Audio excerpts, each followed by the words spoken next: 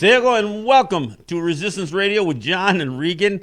Hey, look, before I even start the program, I got to make an apology for last week. I forgot that last week was the first week that this show is actually being broadcast on WPFW, our sister station, our fellow Pacifica station down in Washington, D.C. So I want to introduce my co-host, Regan DeLoggins, to Washington, D.C. and WPFW. Regan, are you with us yet?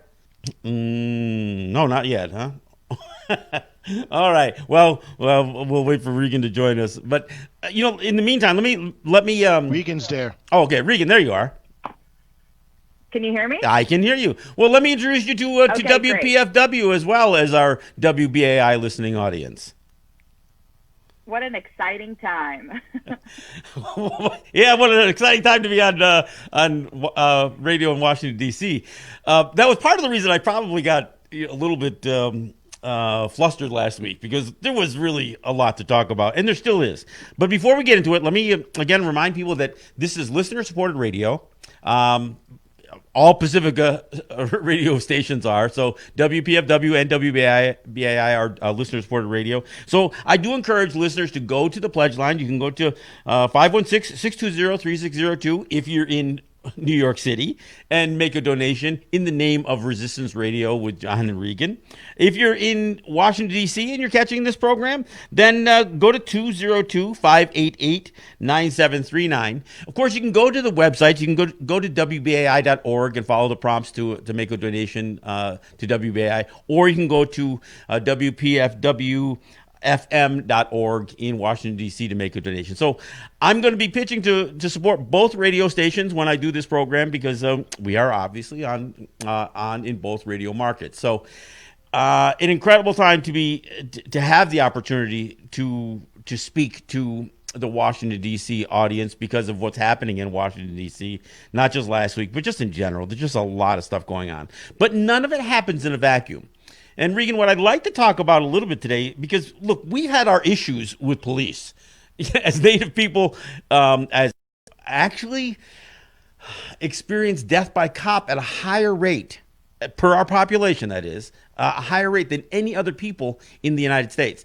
There are there's one age demographic between 16 and 24 where black people pass us on this thing. And look, I'm not saying this because I'm comfortable with the competition here, but this is the reality. We have Native people who die death by cop at a very, very high rate for our population.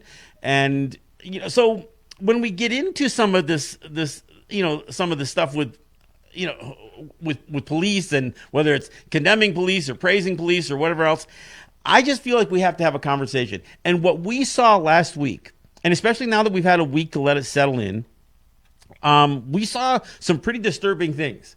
Yeah, we saw some police that were trying to push back a crowd, but we also saw a certain level of complicity by the Capitol Police in Washington. We saw them moving barricades away and kind of ushering them along. We saw Capitol Hill Police with MAGA hats on. We saw one in particular that was posing for selfies, and that's just what we saw.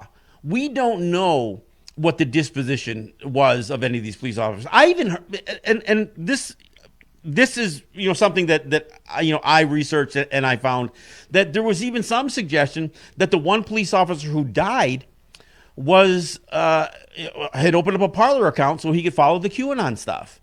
So I'm not saying that he was all in with that movement, but we don't know, and we've seen increasingly more and more evidence, as if there was never evidence before, of the police departments. We see tattoos, white supremacy police forces, and whether off-duty cops had made the trip down there. So I'm concerned on two levels. One was their complicity by police officers in Washington, D.C., and how many police officers, off-duty police officers, were a part of the rioters. Yeah, I mean, law enforcement officers from around this so-called country attended and supported last week's rally in support of President Trump. And as of today, there are at least 26 sworn members of the U.S. law enforcement agencies from at least 11 different states that have been identified by other law enforcement agencies and local reporting folks.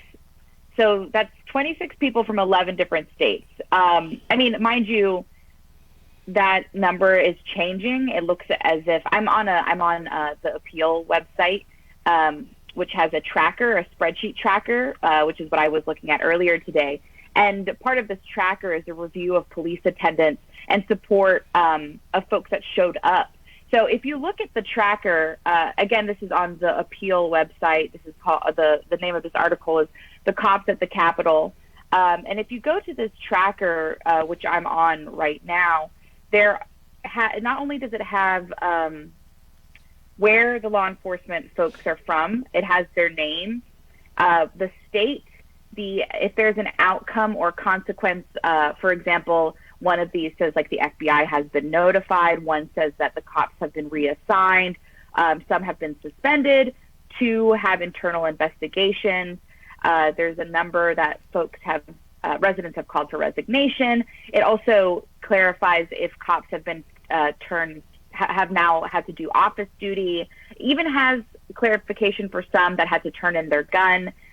So this is available online. And then also it provides a link to the source in terms of the New York Times article or the NY1 article or a number, Kentucky Star, LA Times, Arkansas Times, a number of different journalistic websites that provide the information as to like who these people are, where they came from, what law enforcement agency they belong to.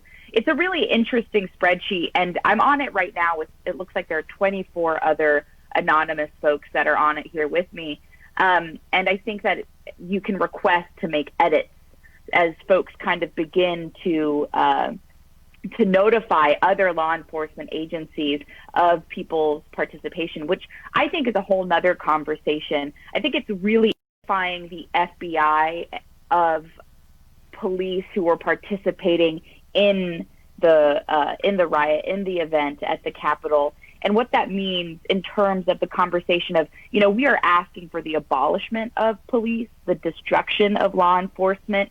And so it's interesting. John and I discussed this briefly over text, and it's something that we're going to unpack a bit more in the show here. But what does it mean when we are actually asking, and when I say we, I'm using the colloquial we, what does it mean when the general public is changing its tune so quickly from a summer demanding for police to be defunded, demanding for the police departments to be abolished, and then we have a very strategic spreadsheet or tally showing how law enforcement agencies are people who are participating to ask, what is the intention here? Because it feels as though we are just maintaining the status quo, maintaining police authority. But at the same time, what would be the best, what would be justice? I mean, I know what my definition of justice would be for all of these 28 cops that showed up at the Capitol. But I think it's an interesting contradiction that we're seeing here.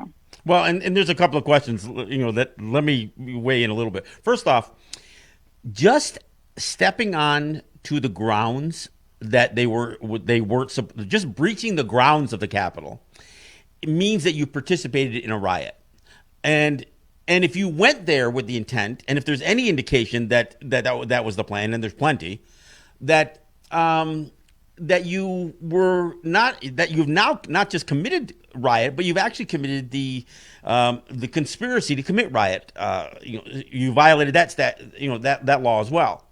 Now, this is punishable by 2 years in prison. I know that because of personal experience. I know. I was convicted of riot and conspiracy to commit riot, and I did prison time for it.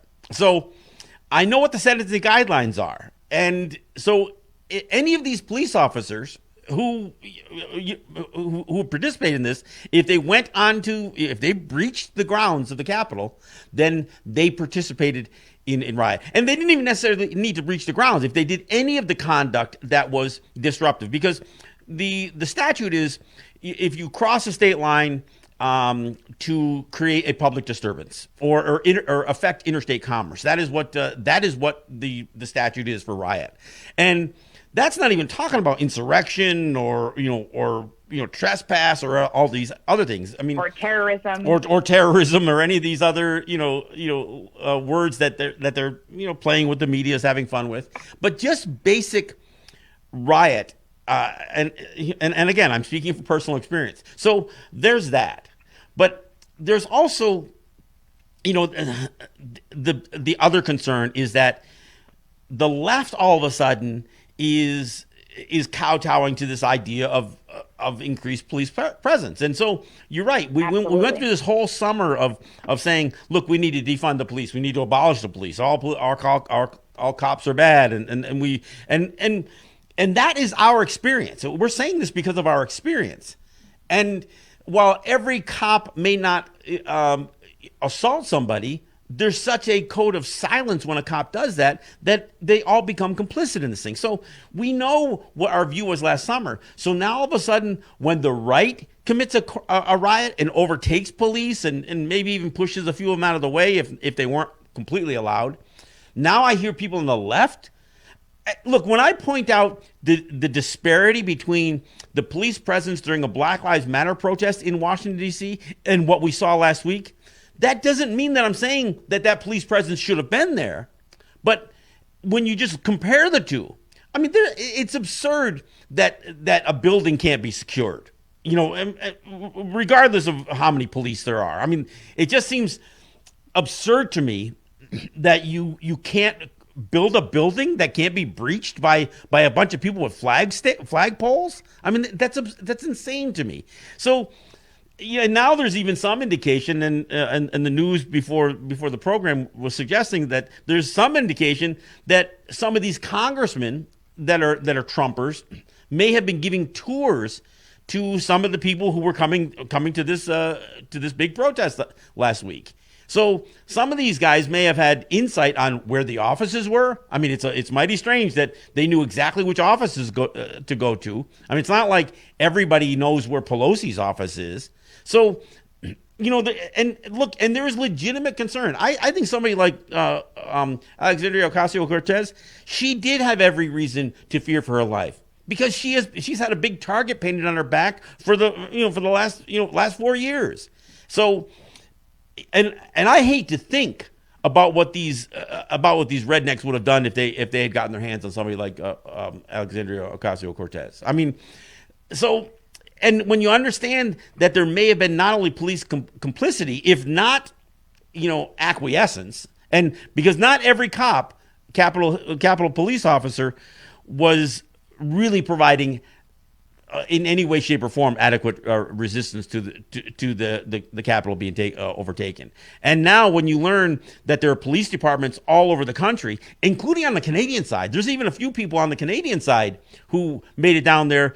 And there's some indication that there may have been police officers from Canada that were fully engaged in this thing as well. So it's, I think we need to be careful not to have our knee-jerk reaction and say, oh, we need 20,000, armed, soldiers there, to protect the inauguration. Some of this stuff is creating unnecessary events, especially in the age of COVID. And so I watch this stuff, and some of this stuff is really vulgar in its carelessness. I think that there's also a couple things that I want to clarify as well. First, you use the term redneck, which personally I resent because I identify as a redneck growing up in the South. But the reason I want to talk about that term specifically is because I've been seeing it used a lot in order to flatten the narrative of the people that were there at the Capitol. And I saw an excellent post about it yesterday, and of course I'm not going to be able to find it in time, and I wish I had, but it's important that folks understand that the people who were at the Capitol were not just, your racist, kooky conspiracy theory uncle who you stopped speaking to 12 years ago. They were politicians. They were cops. They were people who seemingly look like hipsters, but turns out that they're Proud Boys. There were people there who are, clean shaven, in suits, looking appropriate. People who are not working class, people who are from the wealthy elite, as well as working class people. There was an immense amount of white women there in this space as well, from different spectrums of whiteness in terms of the whatever class system that we're attempting to push onto people. And the reason that I say make these clarifications is the people who were there are representative of white supremacy. And the reality is that white supremacy isn't always the neo-Nazi in the Camp Auschwitz hoodie. It's not always the quote-unquote redneck from, bumblefuck wherever. It is also your aunts, your uncles, your cousins. It's your sisters, your brothers. It's cops. It's politicians. It's the person that works at the grocery store. It's an investment banker. It is an array of whiteness. And that is why white supremacy is so dangerous and is so prevalent, is because most white people participate in white supremacy. Most white people maintain white supremacy through the participation and maintenance of the settler colonial state. So I think it's important that we break down the realities of the people who were there because your neighbor was there. Then I think it really disrupts the narrative of what a white supremacist is, which is necessary for us to push back. A lot of things that we're saying, which is wildly inaccurate. A lot of people are saying, white supremacists have infiltrated law enforcement. That's the term that's being used, infiltrated. And the term was even used in the hearing on white supremacy and policy at the U.S. House Oversight and Reform Subcommittee. But the reality is that American policing is rooted in white supremacy. Absolutely. No, white supremacists didn't infiltrate law enforcement. Law enforcement was created to maintain white supremacy. Many contemporary police departments originate from patrols dedicated to terrorizing and capturing enslaved people. Other police departments were created in a way to be oversight committees against indigenous people, overlooking indigenous folks and maintaining land interests. So I think that we have to really understand that white supremacy isn't always the way it's painted to be, which is this, ignorant redneck, often from the South. When you look at this list that I was speaking of earlier of the cops that were there, most of them are from Pennsylvania, New York, Maryland. Yes, there are some folks from Alabama, Kentucky, Arkansas, Texas, all of these places. But we really have to disrupt and really push back against this white supremacy is synonymous to redneck narrative, because most white supremacists live on our blocks, in our neighborhoods, in our buildings, next to us. We see them every day. We interact with them constantly. It is important that folks understand that white supremacy is a daily action, and that we see them on all levels of our interactions. I think that I really want to disrupt that.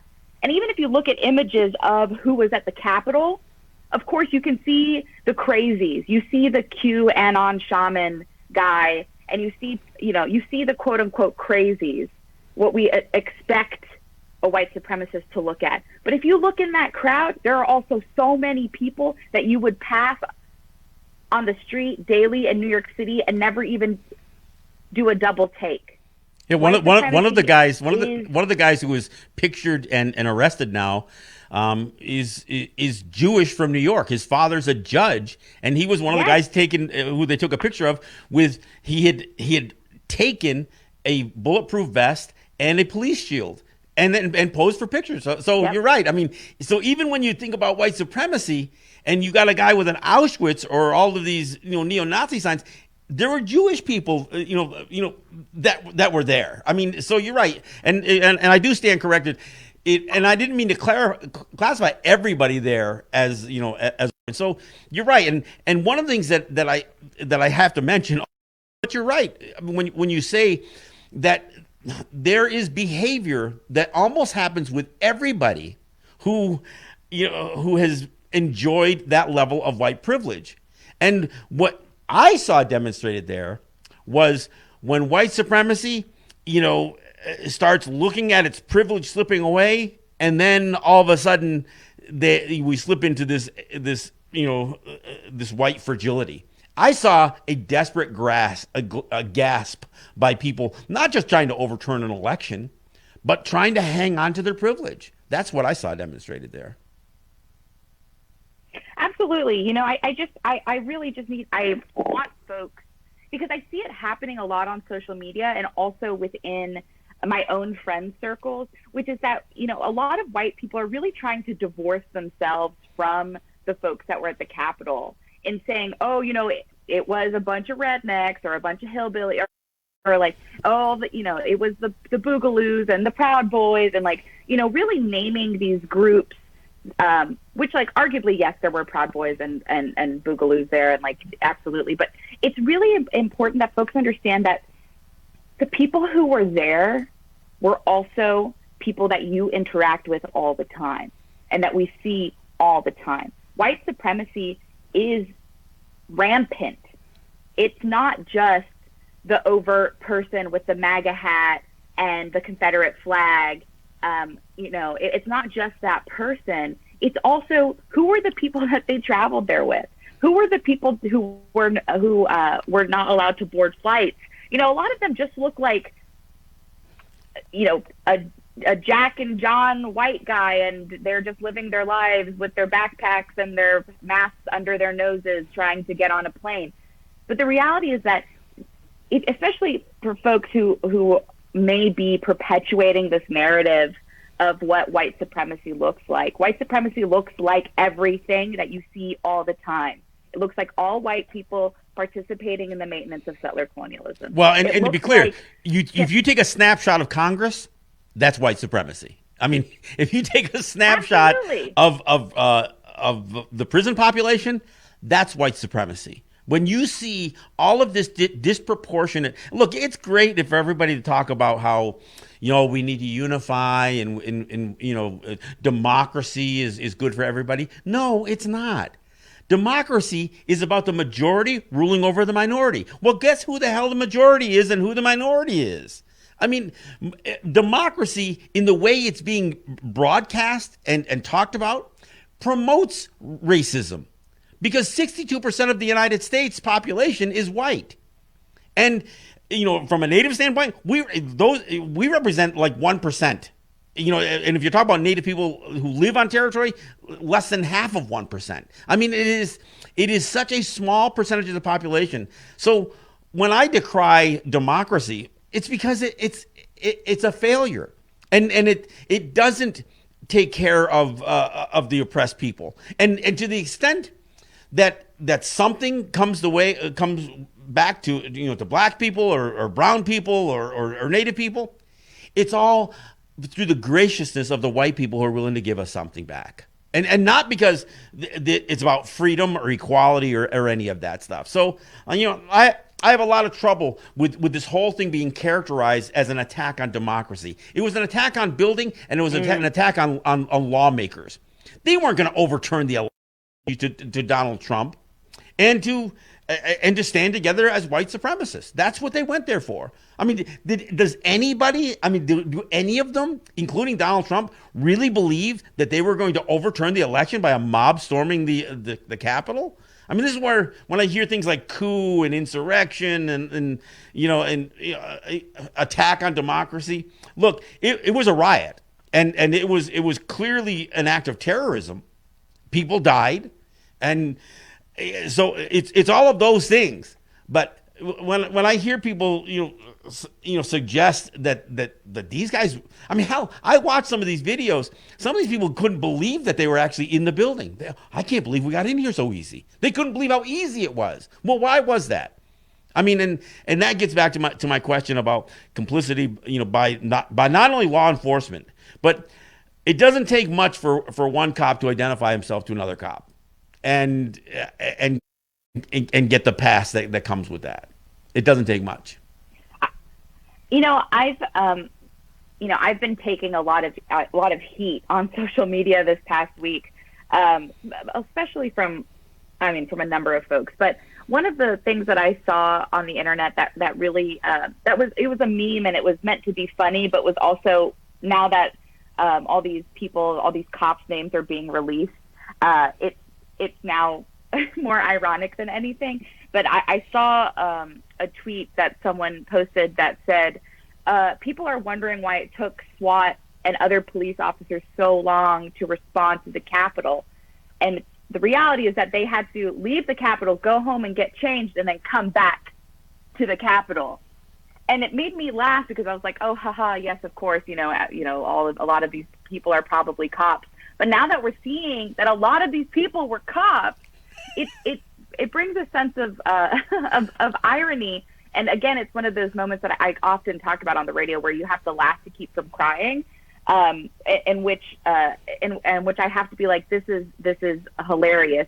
But the reality is that it's terrifying. And I really want people to stop saying, wow, we're so surprised, this is so embarrassing.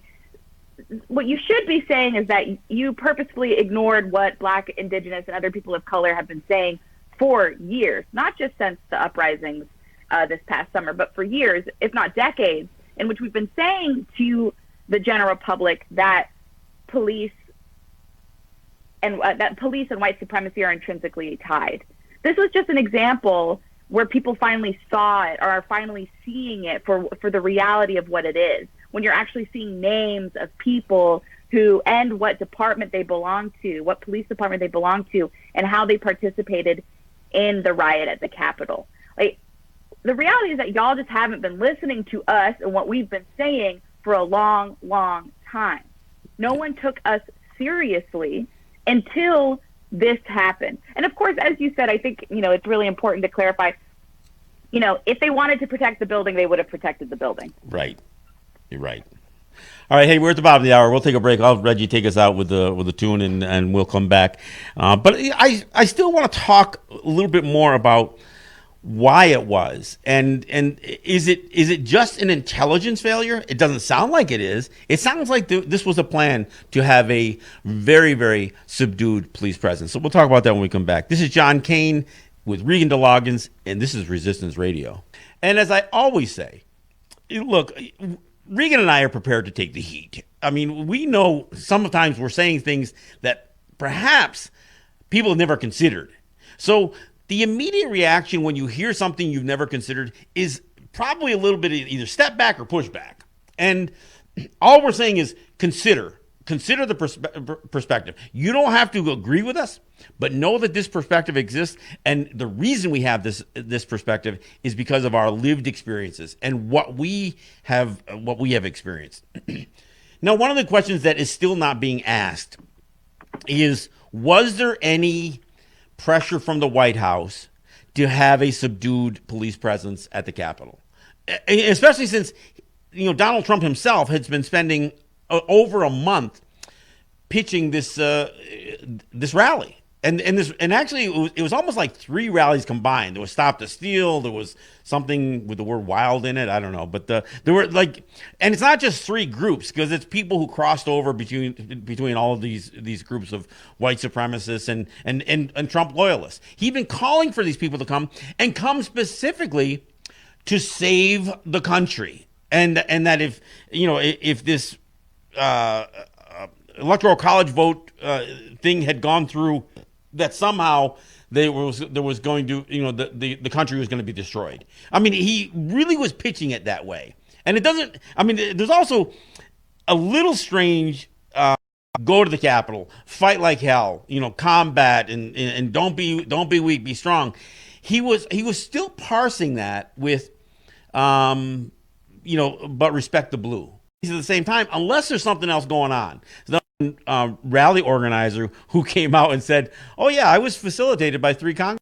That to happen. I'm waiting for that to happen at a much higher level than we've heard so far. And it's going to be interesting because it doesn't take a lot to put heat on some of these people. Yeah, people can look real tough in a crowd, but when you get pulled into an interrogation room and you realize how much of that book they can throw at you, and make no mistake about it, I went through a federal trial. I know how they can twist the truth and lie and build a case. Anybody can be convicted and go to prison. Charged, convicted, and serve time in prison and still benefit from privilege, from white supremacy. Absolutely. And we're going to see a lot of that. A lot of these folks are going to get, I mean, a lot of them are already receiving plea bargains, are already being told they won't serve time in jail or in prison. You know, a lot of these folks are, or especially the police, you know, they're not going to send most of these police officers to jail. And again, if you look at this list and continue to see the updates, many of them will just be reassigned as they do. You know, that's the way. If you're that's the way of police enforcement. If you quote unquote mess up, you don't get fired. You just get moved around. You get reassigned to a different place. Maybe you get office duty for a year, and then you get moved into different places. And that's how you avoid, and that's how cops avoid accountability. And see, it's kind of like pedophile priests. Yeah, I mean, yeah, exactly. And it's, again, all part of white supremacy. This idea of just moving people around so it complicates it so that people give up. No, no longer searching for justice. And I'm not saying that the justice system is just. Let me clarify. Now, but the reason that I want to point that out is because we're already seeing exceptionalism and exceptions being made for these white supremacists. Let's call them what they are. For these white supremacists. For example, the QAnon shaman, who we've spoken about multiple times, he went on a hunger strike, for those unaware, because they were not feeding him organic food while he was imprisoned. So he went on a hunger strike. And they conceded to him. They conceded to him. Yep, absolutely. Just yesterday, he will be provided organic food. Now, this is so important if you consider Black and Indigenous people who are in prison. We are never provided foods that we are asked. Even ceremonially, we're not provided foods that are recommended, that we're asked for. Well, and then anytime you ask for something, especially if you're in a situation like that, you don't know what food preparers are doing. I mean, to your food. I mean, it's and when you're asking for a specific diet, I mean, I say the same thing about this guy. Is spit organic? I don't know. I think it's just such it's a small example in terms of like what's going on, but it's a poignant one. Oh, it's privilege. It's clearly demonstrates privilege. Unaware. Yeah, especially considering what food sovereignty looks like for Black and Indigenous people. We often are fighting for the maintenance of our food lifeways in order to maintain the way that we eat, and we're criminalized or demonized for the way that we continue to eat. Consider that PETA has been trying to destroy Indigenous foodways for as long as PETA has existed. There's just been an immense amount of criminalization when it comes to food sovereignty of Indigenous and Black folks. So for this person who is a white supremacist, who identifies as a white nationalist, who is a total kook, and he is still being provided all of the privileges of white supremacy. Absolutely. He's still being provided an organic diet while being imprisoned after storming the Capitol. Like, that is just an unreal sentence to be saying out loud, because we know that if it was a Black or Indigenous person, this conversation would not be had. I mean, look at what happens. I mean, this Kyle Rittenhauser guy, the one who shot cross state lines as a 17-year-old and killed two Black Lives Matter protesters. I mean, this guy had other privileged white people put up $2 million for his bail. And who knows how much more than that. I mean, these guys actually make money doing this stuff between the crowdsource funding and the big names who step up to throw money at these guys.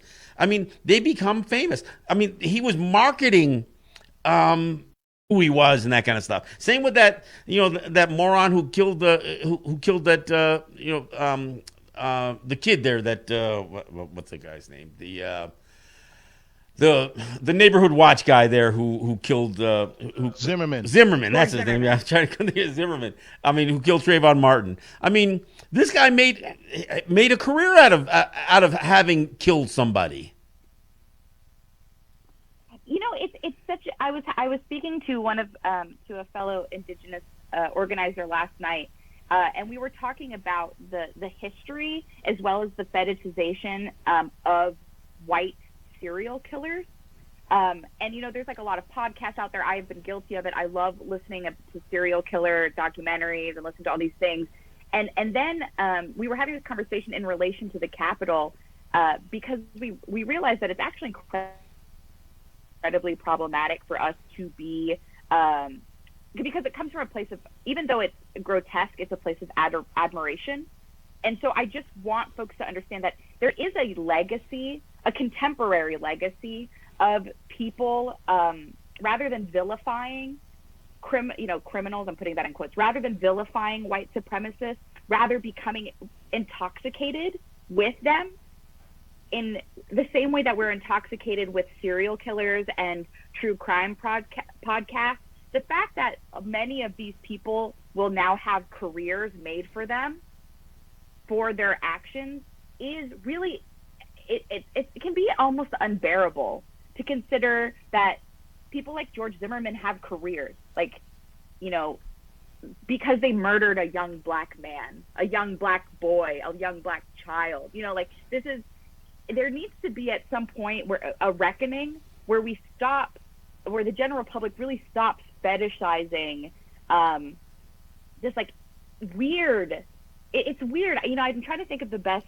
Well, language for it. actually through these individuals, and that's the part that's really dangerous and scary, because when you become enamored by these people who've done these horrendous things, you do get intoxicated by it, and that's I understand the entertainment industry and how crime stories and and documentaries that lay all the stuff out, but some people, again, I think some people live vicariously through these people, and that can cross a line. Well, I also, the first thing I thought of when I saw the QAnon shaman is how many people are going to dress like him for Halloween next year. Yeah. That's like the first thing I thought was, oh man, they're going to be costumes that you can buy to dress like him. And so many people are going to do it, even though it's meant to be a joke. They're not actually in line, with white supremacy. But that is where white supremacy and capitalism really exacerbate each other, because even something as violent as this Capitol riot, even something as violent as white supremacy, becomes excusable as long as it's consumable. Yeah. Yeah, no, and absolutely. I mean, Reggie had posted a message about where most of the biggest sales in Confederate flags have been, and it's like Pennsylvania and New York. I mean, there are more. So Yeah. these are the consumer items that get associated with Rush Limbaugh and some of these guys. They aren't. Their money isn't coming from the Deep South. I mean, Fox News. I mean, Fox News. You think the viewership is just people coming from the South? Absolutely not. You're absolutely right. I mean, so this right wing stuff. Look, I understand that when you look at the map and you see which states are considered red states versus blue states, frankly, if you look in California, even the most, the bluest states in the United States, if you look at where, what parts of the state are red, what parts of the state are blue, geographically, the United States is overwhelmingly red. Now, I realize that we're talking land here and we're talking about space. We're not talking about people. But what it demonstrates is not necessarily that the population is split 50-50. But what it demonstrates is that no matter where you live, you've got a strong presence of right wing white supremacy, within a stone's throw. Within a stone's throw.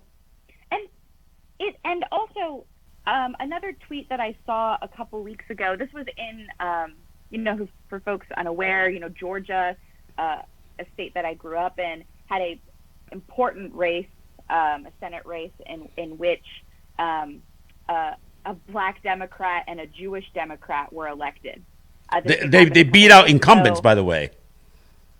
Yes, and it was it's a big deal in terms of Georgia, which is a state that most people always say, oh, it's a red state, even though it's not.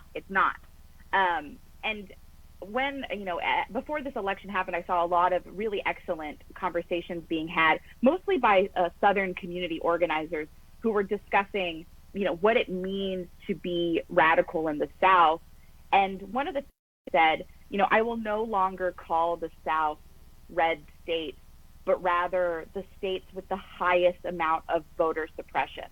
Yeah. And that really, really resonated. I as most people know and who listen to the show, I don't believe in voting. I do not vote. I'm not a Democrat. I don't support the Democratic Party. But that's a really important distinction to make, which was that there is a history of specifically Black voter suppression in the South that is tied to Jim Crow.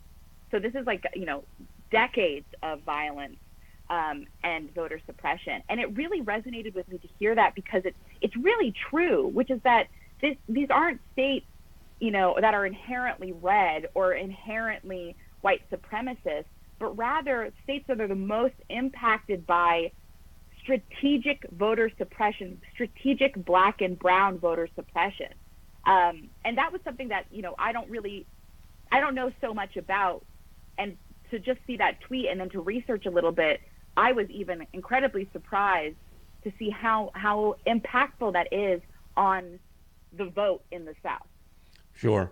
And and to be clear, as Trump and his minions were trying to raise hell over legal votes versus illegal votes, I mean, it was clear that much of his emphasis was on votes that were coming from people of color and from regions where it was people of color. And and you're right, the whole effort to try to shut down early voting and voting by mail and all that other stuff, anything that would have made voting easier, the Republicans were against. And so this was, and that's all voter suppression. Gerrymandering's voter suppression. It's all associated with this kind of thing. And to be clear again, the system in the United States disproportionately favors the right. I mean, the fact that every state has two senators, regardless of their population, means that states that have 700,000 people in their state have as many senators as California. That's got 39 million. So if you added up the people who are represented by the 50 U.S. senators that are considered themselves Republicans and the 50 U.S. senators that are considered Democrats or independents, the Democrats and independents represent a much greater population, and yet 50% of the Senate is Republican, with representing a much smaller population. The electoral college system is a slave era concoction to favor not just slave states but rural states. The whole gerrymandering with congressional districts is all about manipulating, to favor the right predominantly with when it comes to congressional representation. And in fact, the irony of there is that's where the 3/5 of a man thing came out. Where the southern states wanted to be able to count their slaves or the enslaved population that they claimed ownership to. They wanted to count. They stretch of the imagination, but they wanted those bodies to count for congressional representation. It's absurd how much pandering there was by the founding fathers towards slave holding states. I mean, and we live with that legacy. I mean, when we talk about white supremacy and how it comes in all shapes and sizes right now, it's because of that. I mean, you can't detach the fact that the United States was founded on genocide, and slavery. I mean, you just can't get away from that. And even when we see this white fragility that was demonstrated last week, that white fragility, they're afraid it's slipping away. And they're saying by mid-century that the white population will drop below 50%. They are going to be the largest ethnic group in the United States for a very, very long time. And because of the systemic racism, those things aren't going to change. I mean, you don't even have to be the majority if you've had centuries to build the systems that favor you. So yeah, this isn't going to change anytime soon. I also, as a part of this, like, things are not going to change anytime soon. I know a lot of people were jazzed that the Senate is now 50-50, 50 Democrat, 50 Republican, and that Mitch McConnell has now lost, a lot of his power. Because if there is a tie, the vice president is the person that breaks the tie. And a lot of people were like, "Oh, that's great, happy Kamala days." Harris, like, we'll break the tie." And of course, this is where the neoliberal agenda, it becomes even more toxic. This is a reminder that, Vice President Harris, as she will be called within a week, is a cop. She made an entire career imprisoning Black people, Black mothers. She's transphobic. She refused to provide trans women safe spaces within the prison system, and has said that she will support Biden in his claims that they will not ban fracking. So environmental reasons, racist-based reasons.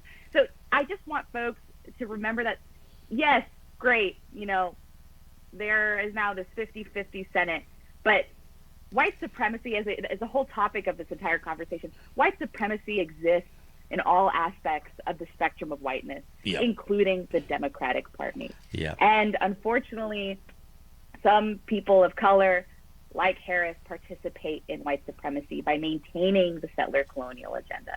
So it's not like this is suddenly, oh yes, we're free, everything's great. Yeah, there's no solution here. Just because Trump's knocked out of office doesn't mean that everything is fixed now. And so I hope people don't let their guards down at all. I mean, one thing I got to remind people is when Bernie Sanders was trying to filibuster to get those $2,000 stimulus checks out there, the filibuster was busted by Democrats, including Kamala Harris, to go ahead and approve the National Defense Authorization Act and not let it be held hostage by Bernie Sanders and these $2,000 checks. Just so people are reminded of that. Hey, I want to thank you guys for listening. Thank you, New York. Thank you, Washington, D.C. Thank you, Regan DeLoggins. I think we're off in New York next week, but we may do a show or do something in Washington anyway next week. So we'll see you when we see you. Thanks again. Yahweh.